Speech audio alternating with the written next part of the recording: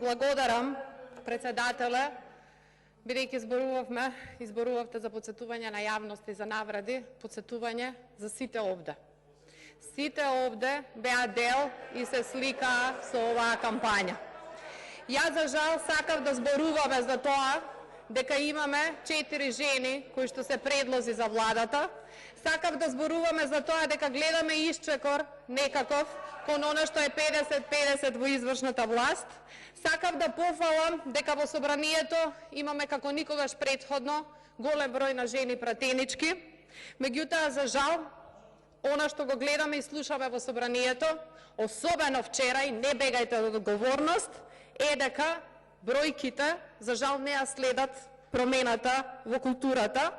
И уште еднаш се потврди дека ако во однос на бројките сме направиле значаен исчекор, во делот на говорот на омраза спрема жените и насилството спрема жените во политиката, баш тука во собранието, храмот на демократијата, никако да се одлепиме од дното.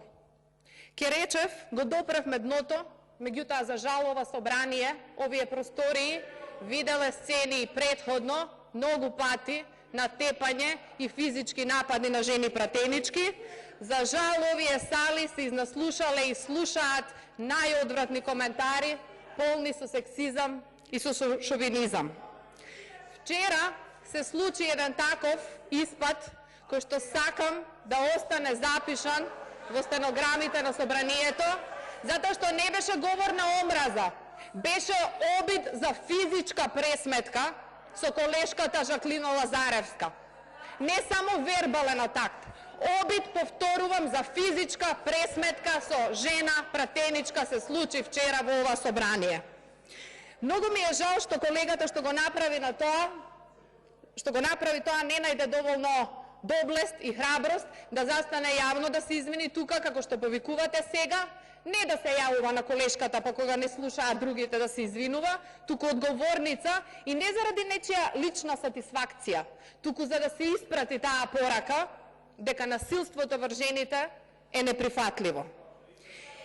И знам дека многу од вас се срамат од тој настан, иако според реакциите на дел од вас гледам дека за жал не сте излезени од таа насилничка матрица. И знаете што е најстрашно? Знаете што е најчестиот изговор на маж насилник? Бев испровоциран. Тоа е најчестиот изговор. Или што рече една колешка утринава, кутрите мажи што не може да си го контролираат тестостеронот. Има ли дно кое не